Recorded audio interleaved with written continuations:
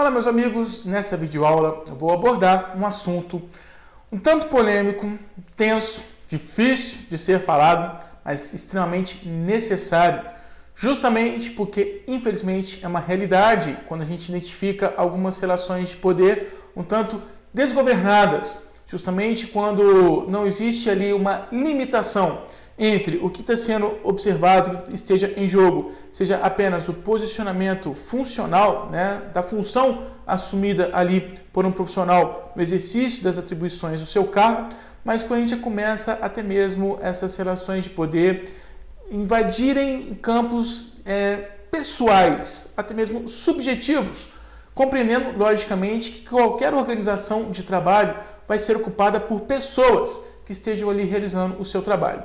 E justamente por causa dessa condição de não termos uma clara distinção, uma limitação entre o que seja propriamente exercício de comando, exercício de tarefas, as atribuições profissionais, para o que venha a ser o trato pessoal, o trato humano, a gente pode acabar se deparando aí com algumas ocorrências do que nós classificamos por assédio. O assédio pode acontecer de duas principais maneiras, O assédio moral ou o assédio sexual, que é exatamente esse assunto que eu vou trabalhar brevemente aqui nessa videoaula.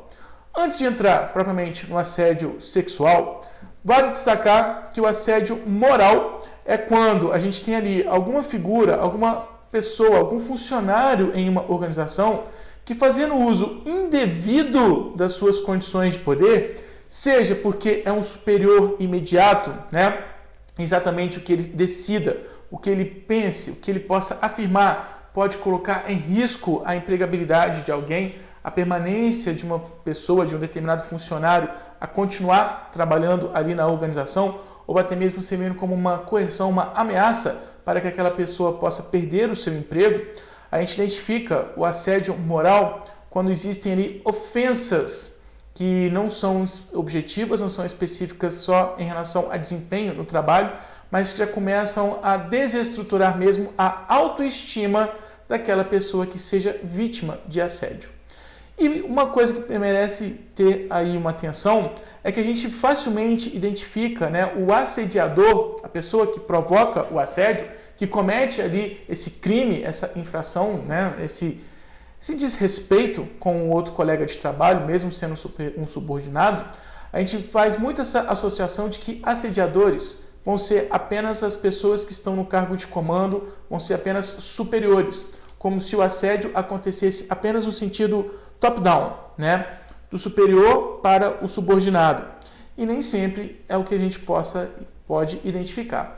Acontece também o assédio lateral entre colegas de um mesmo setor, de uma mesma equipe, ou até mesmo colegas de trabalho que estejam no mesmo nível hierárquico, no mesmo nível de responsabilidade ali na estrutura da organização, mas que sejam de setores distintos, de departamentos separados e que de algum modo possam estar trocando algumas ofensas, possam estar difamando, prejudicando a imagem de alguém ali no contexto de trabalho.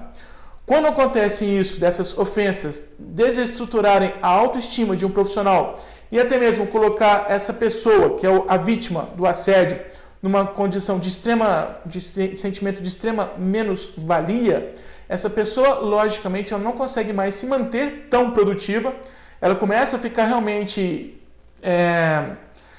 armada, cheia de medo, e logicamente que esse medo vai impactar na produtividade dela, ela não vai conseguir mais desempenhar as suas tarefas como ela naturalmente faria, ou se ela pudesse estar confiante de si, como que ela poderia melhorar a sua performance ali na organização. Essa pessoa chega no momento que ela passa a não acreditar mais em si mesma e muito menos nos seus possíveis potenciais para desempenhar bem uma função, realizar um bom trabalho ali na organização. Então, o assédio moral a gente vê se materializando, se concretizando nessa condição de ofensas verbalizadas, em alguns casos, até mesmo ofensas escritas, sabendo que nós temos aí a comunicação escrita também, e-mails, mensagens, até mesmo conteúdos que são transmitidos via WhatsApp nos dias de hoje, mas que estão ali relacionados a realizações no trabalho. Quando uma pessoa vai emitir uma mensagem e põe aquele leitor nessa condição de se sentir ofendido, né, a gente pode estar identificando aí um caso de assédio moral. Agora, tudo requer muita análise, né? Muitos aí dizem que hoje nós temos muita gente que vive essa geração mimimi. É claro que a gente precisa analisar a fundo, criteriosamente, como que aquele possível assédio, aquilo que eu estou desconfiando que se trata de um assédio, esteja acontecendo. Será que aquela pessoa que está sendo vítima, será que ela não está no excesso de fragilidade, né? Poxa, não, eu não falei isso com a intenção de ofendê-la, né? Poxa, mas já que eu te ofendi, desculpe, venho aqui pedir as minhas mais sinceras desculpas. Não foi a minha real intenção e fica nítido que não existiu mesmo intenção de ofender aquela pessoa, mas se aquela pessoa quer continuar se vitimizando, né? Cabe aí uma análise mais criteriosa. Será que de fato estamos diante de uma prática de assédio? É necessário analisar as duas perspectivas, as duas partes que estejam envolvidas. O assédio, ele vai se consolidar, ele vai se comprovar de fato quando essas ofensas, essas palavras malditas que prejudicam a moral de alguém, elas são repetitivas, aquilo vem acontecendo com uma certa frequência, não é uma, duas, três vezes, aquilo é constante, a ponto da pessoa começar mesmo a manifestar adoecimento psíquico, porque ela não consegue mais se sentir à vontade, se sentir bem naquele ambiente que se demonstra extremamente hostil para ela, se ela de fato está sendo alvo, vítima de assédio, seja de um assediador, seja de um grupo de assediadores, né? A gente fala até mesmo de bullying nas empresas. Bullying não é apenas uma condição que vai ser praticada nas escolas, né? Então, quando a gente vê uma pessoa que não consegue mais se preservar, se sentir nem um pouco, né, saudável mentalmente, né, na sua mínima saúde mental ali no ambiente de trabalho, por causa das coisas que ela escuta dos outros, aí sim a gente pode identificar uma prática de assédio moral. Mas, logicamente, que requer análise. Será que essa pessoa está realmente sendo vítima desse tal tipo de prática ou ela está num excesso de fragilidade, né? Ou também pode acontecer ainda, em alguns casos mais extremos, daquela pessoa que está querendo mesmo ser demitida, ser desligada da organização e para ela tudo começa a virar pretexto, tudo para ela quer alegar que está sendo vítima de assédio, né? Do tipo, a pessoa falou, quer um cafezinho? Ah, tá me chamando de, né, tá me ofendendo, dizendo que eu estou passando fome na minha casa, que eu vou querer tomar café. Não é assim, né? A gente precisa ter essa condição de analisar caso a caso.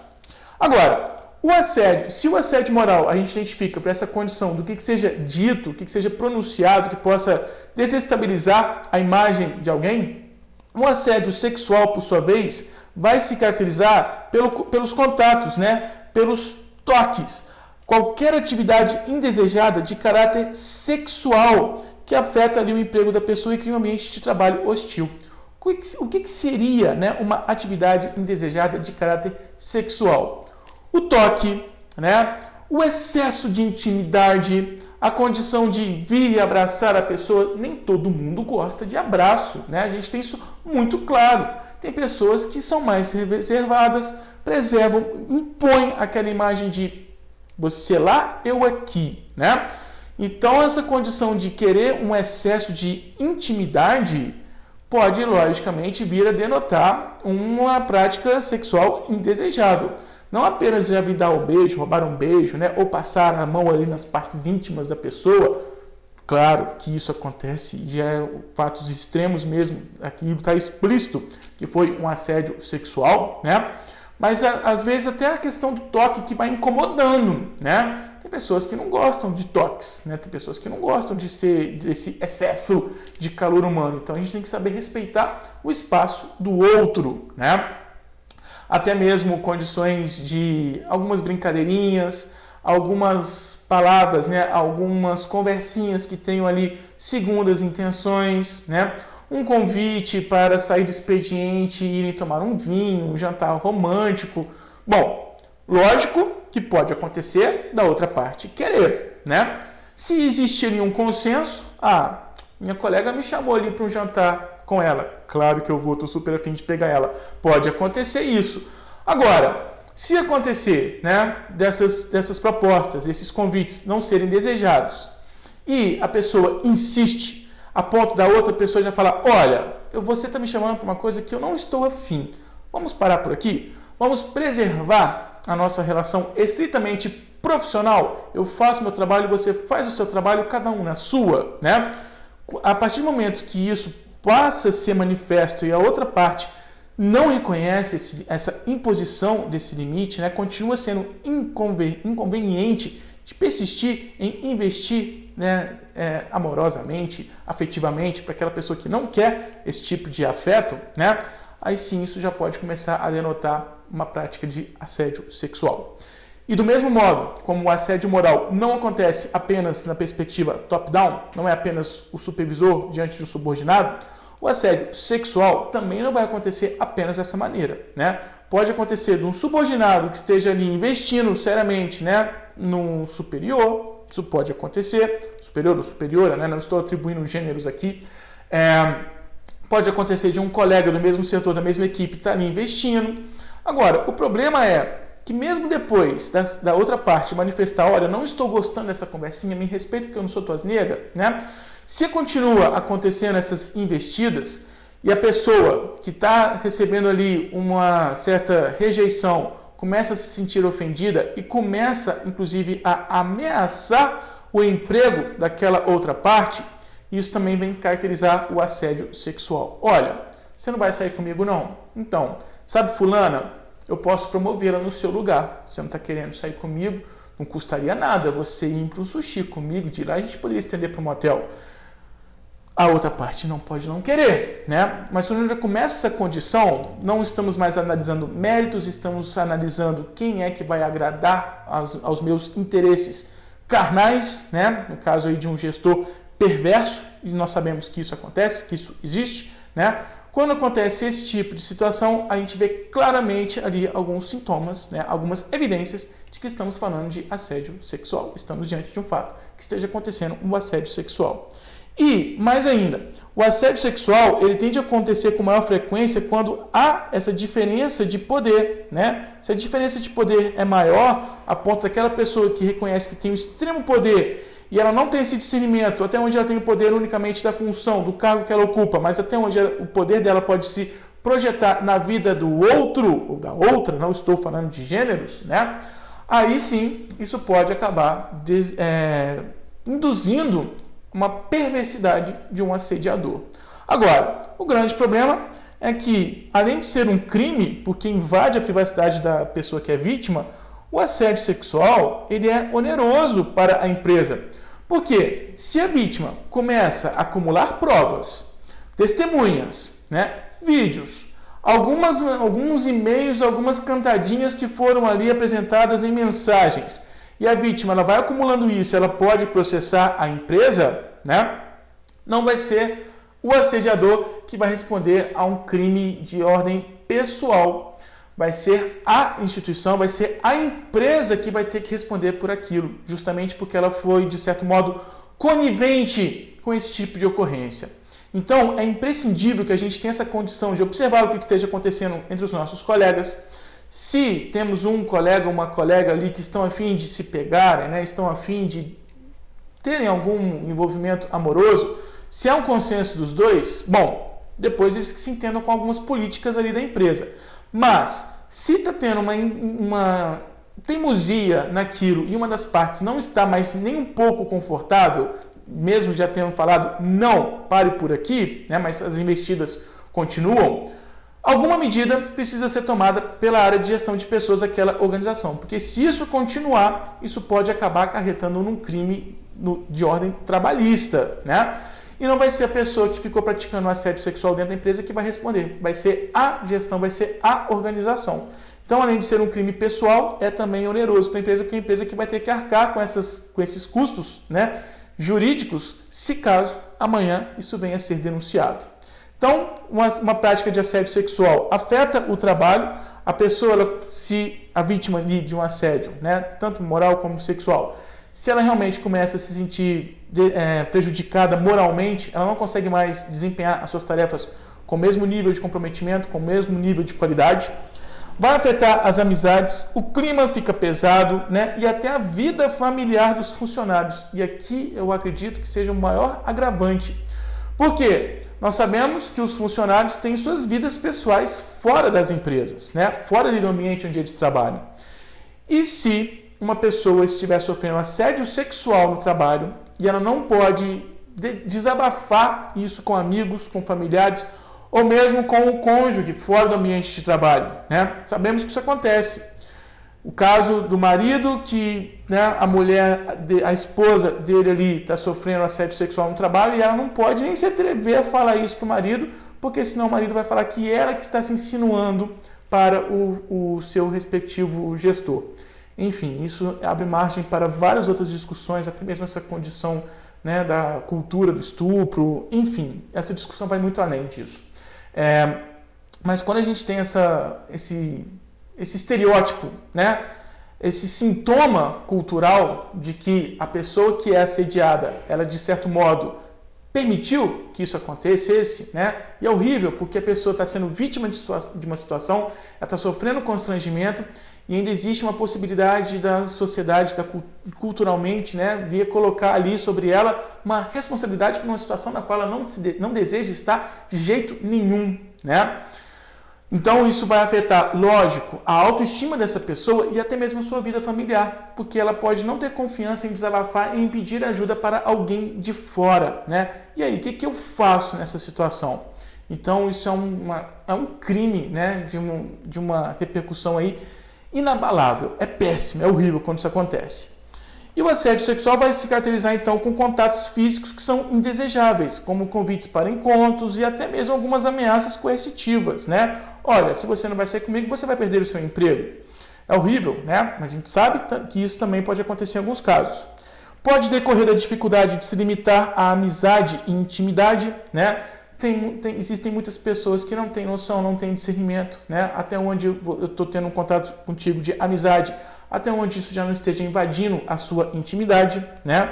O julgamento de um assédio é altamente subjetivo, até mesmo nessa condição, né, da sociedade, de uma certa maneira, condenar a pessoa que está sofrendo um assédio, achando que ela que teve responsabilidade por essa condição que ela esteja vivendo.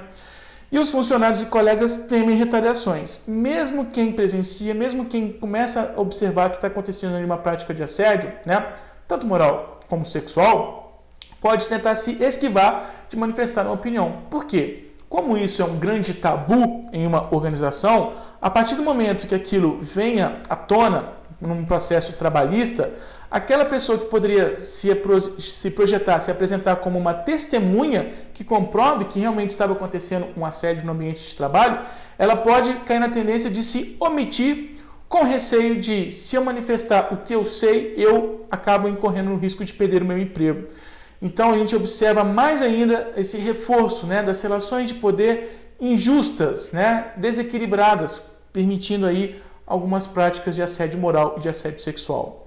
Bom, de toda maneira, né, teoricamente, o que a gente pode propor como alternativa para tentar resolver essa situação? Primeiro, se você estiver sendo vítima, né, sofrendo algum tipo de assédio, ou está observando que os seus colegas ou algum dos seus colegas estejam sendo vítima de assédio, certifique-se de que existe uma política de recursos humanos em vigor ali na organização, né? Consulte mesmo a equipe que está lá à frente da gestão de pessoas, departamento pessoal, até porque, né, se amanhã isso acabar indo para a Justiça do Trabalho, aquela gestão de pessoas, aquele setor, aquele departamento que deveria se encarregar disso, foi o principal conivente com a situação. Então, né, é válido questionar, bom, e se acontecer assédio moral, assédio sexual aqui na empresa, o que vai ser feito? Existe já alguma proposta? Já existe algum plano de intervenção? Pode ser que não, né? Se não existe nada, porque nunca aconteceu isso aqui antes, agora então nós precisamos pensar em alguma medida, né? Vamos fazer palestras, vamos sensibilizar os nossos funcionários, vamos alertar os funcionários para que isso não se revele como uma prática aqui na nossa organização, mas algo tem que ser feito. Ou então, se já existe alguma medida, é hora de acioná-la. Vamos aplicá-la porque realmente estamos acontecendo fatos aqui que nos levantam suspeitas de assédio. Assegure-se então de que os funcionários que estejam ali fazendo esse tipo de relato, né, indicando, olha, eu estou suspeitando de que está acontecendo assédio aqui, não sofram retaliações e possam então formalizar uma reclamação, pelo menos já para documentar que a organização estava consciente de que aquilo estava acontecendo ali naquele espaço de trabalho E cada reclamação deve ser investigada, né, e notificada tanto para o departamento jurídico da organização, como para o departamento de recursos humanos. Justamente porque, se nada for feito, amanhã isso pode ir para a Justiça do Trabalho. Então é importante já sinalizar, olha, a empresa, de certo modo, já estava sim sabendo o que estava acontecendo. A partir de então, é imprescindível a gente certificar que os assediadores, quem esteja cometendo assédio, sejam punidos ou demitidos, né? Dependendo ali da gravidade, dependendo do quão explícito esteja a comprovação, né, daquela prática de assédio. Por que eu vou manter esse funcionário que está desviando, né? Ele não sabe o que é próprio do trabalho dele, ele não sabe onde encaixar ali os seus interesses estritamente pessoais. Estou falando ele, mas não apenas ele. Lembrando que assediadores também podem ser mulheres, né? E para isso não se repetir, é interessante organizar seminários internos, palestras para conscientizar constantemente os funcionários sobre as questões que envolvam o assédio sexual ou mesmo o assédio moral. Então, se a gente sabe que isso é uma ocorrência polêmica, mas que traz prejuízos desde a saúde mental da pessoa que esteja sendo vítima de algum tipo de assédio, até mesmo o risco da empresa vir a ter que responder por um processo trabalhista, é imprescindível que nós tomemos, né, nós, funcionários da área de gestão de pessoas principalmente, tomemos medidas, né, já deixamos ali alguns recursos na manga, porque se isso vier a acontecer, é obrigação, sim, da gestão da empresa de adotar alguma solução para que aquilo se torne extinto e não mais se repita, né? E se repetir, aquele funcionário ou aquela funcionária que esteja sendo engraçadinho ou engraçadinha, responda então pessoalmente pelos seus atos. Bom, eu acho esse tema bastante pesado e realmente desejo que quem esteja me assistindo nunca tenha sofrido uma situação semelhante a essa, né? Mas, se de algum modo, né, esse vídeo for útil para você, espero pelo menos que esse tema possa ser melhor refletido, melhor contextualizado, melhor analisado aí em alguma possível situação que você esteja vivendo ou presenciando. Muito obrigado pela atenção, muito obrigado por assistir aqui esse